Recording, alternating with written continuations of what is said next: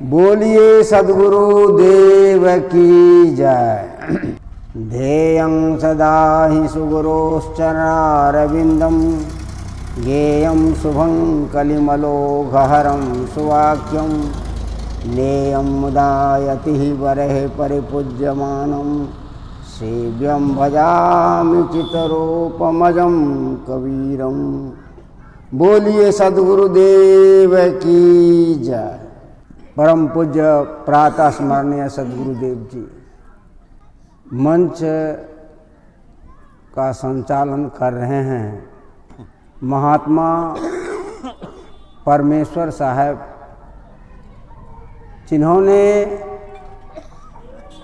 अपने जीवन को सद्गुरु कबीर साहब के नाम समर्पित कर दिए हैं।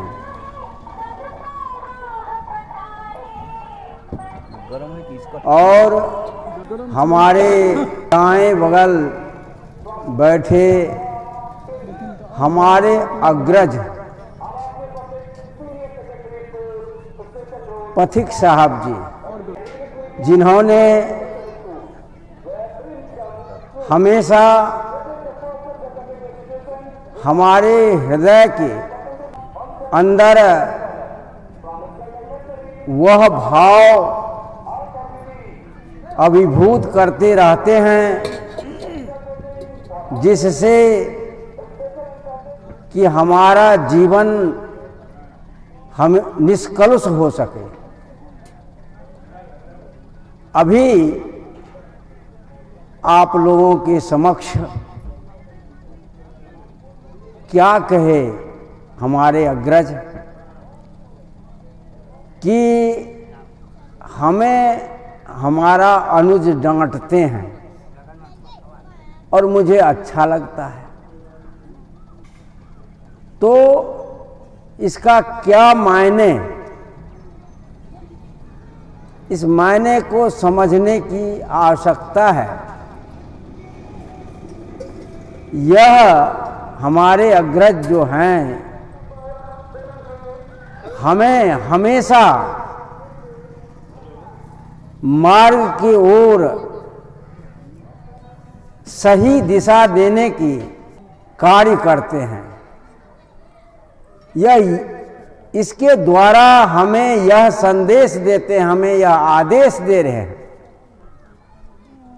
कि शायद मुझसे कभी कभी भूल हो जाती है, जो मैं अपने अनुजों को डांट देता हूँ, फटकार देता हूँ, शिष्यों को फटकार देता हूँ, कठोर वचन बोल देता हूँ। तो उसी के लिए अभी इन सभासदों के बीच में हमें शिक्षा दिए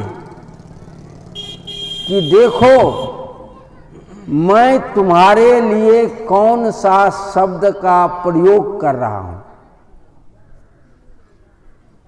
तुम भी अपने अनुज को, तुम भी अपने से छोटे, अपने से जिसे तुम छोटे समझते हो, इसी तरह से भाव देना, शब्द देना। तो इनकी बड़ी ही महती कृपा हम पर रहती है। और हमारे अग्रज हैं तो मैं तो इनके कृपा के अपने आप को अधिकारी समझता हूँ, लेकिन जितना ये देते हैं उतना मैं इनकी सेवा तो नहीं कर पाता हूँ।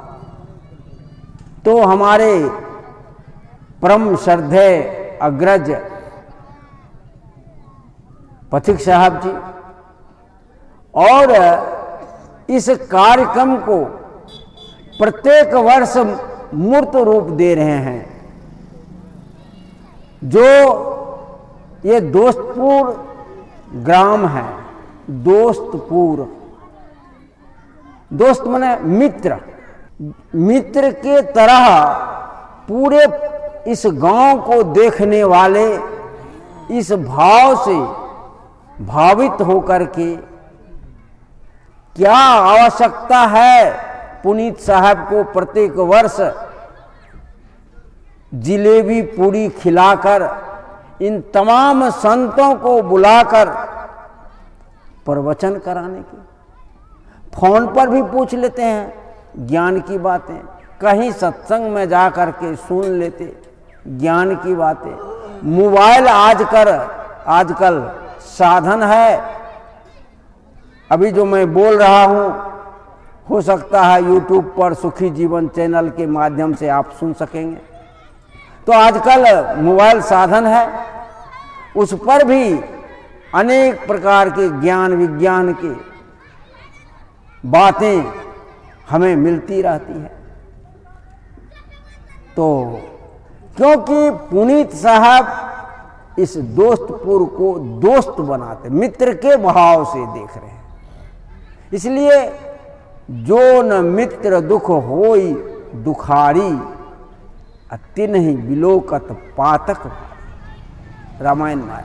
तो मित्र के भाव से देखते हैं तो ये दोस्तपुर गांव के में जो दोष है, जो अवगुण है, जो कमियां हैं,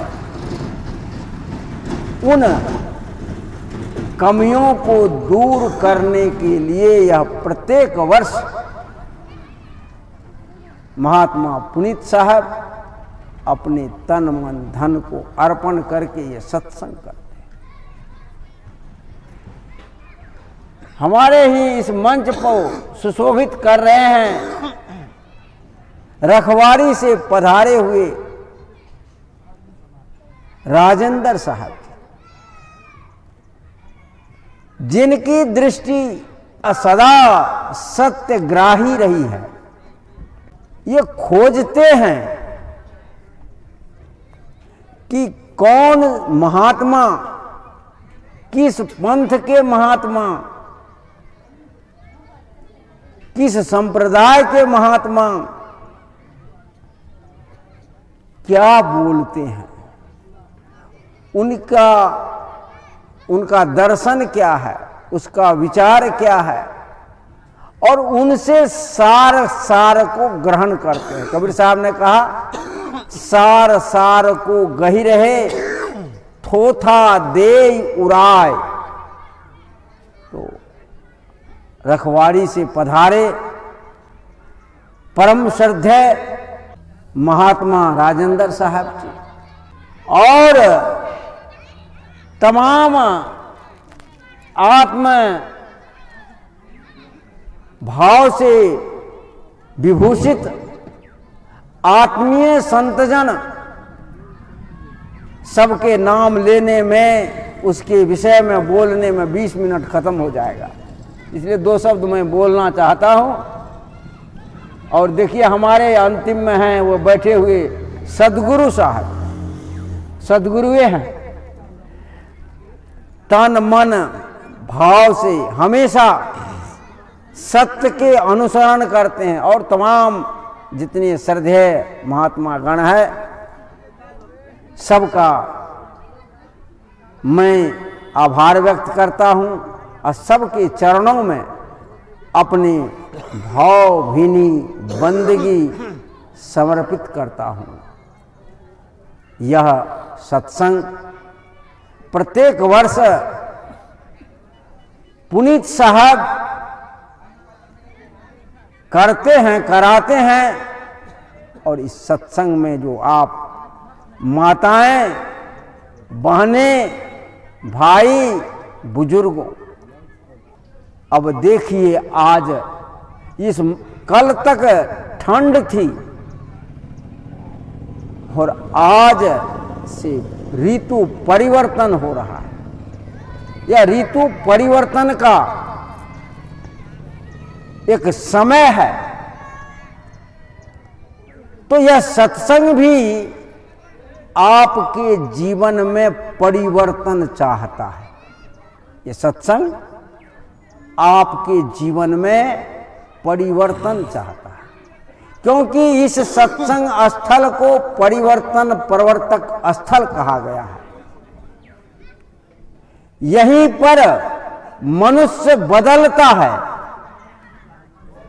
रामायण के अनुसार काक हो ये पिक बकौ मराला, जो कठोर बोलने वाले वह कोयल की तरह बोले। अभी साहब जी वाणी पर भी बोले कि किस तरह से शब्द का प्रभाव व्यक्ति पर पड़ता है और वह किस तरह से रूपांतरित हो जाता है। तो यहां मीठा बोले वह शिक्षा मिलती है। शब्द का प्रयोग, जब हम शब्द का प्रयोग करेंगे तो अपने जीवन को पहले रूपांतरित करेंगे, बाद उसी शब्द से दूसरे का जीवन भी रूपांतरित हो जाता है। तो यह परिवर्तन प्रवर्तक स्थल है और वहां आप आज सत्संग में, दोस्तपुर के सत्संग में बैठे हुए हैं। आप भी आज से अपने जीवन को परिवर्तन करें, रूपांतरित करें, बदलें। अब यह जो पतझड़ का समय आ गया है, पतझड़, पत्ते, पेड़ों के पत्ते सब झड़ जाएंगे। और जब पत्ते झड़ते हैं तो अब वसंत शुरू होने वाला है और पत्ते कुछ जो अभी देख रहे हैं झड़ जाएगा, और जिसमें नहीं झड़ा है आम वगैरह बौर जाएगा, मंजर आने लगेगा, फूल फल से लदेंगे। तो यह प्रकृति हरी भरी हो जाएगी और यह जीवन है हमारा और आपका। और आप और हम अपने जीवन को देखें, दुख, क्लेश, समस्याएं, परेशानियां हमारे जीवन को पतझड़ बना दिया है। हमारे जीवन को क्या कर दिया है? पतझड़। जिस पेड़ में पत्ते नहीं होते न वो छाया दे सकता है, न वह अभी फल दे सकता है, क्योंकि वह पतझड़ हो गया। जब पेड़, आप देखेंगे कोई कोई पेड़ को साफ पत्ता, अभी तो वह पेड़ के पास आप बैठेंगे तो छाया नहीं मिलेगी, और उसमें न फल लगे हैं न फूल लगे हैं, इसलिए फल फूल की भी आशा नहीं। तो मेरा जीवन पतझड़ है, अभी हो गया है। क्या यह जीवन वसंत के रूप में रूपांतरित होगा? यह प्रश्न है। हां, यह जीवन वसंत के रूप में रूपांतरित हो सकता है, क्योंकि पतझड़ के बाद ही वसंत आता है।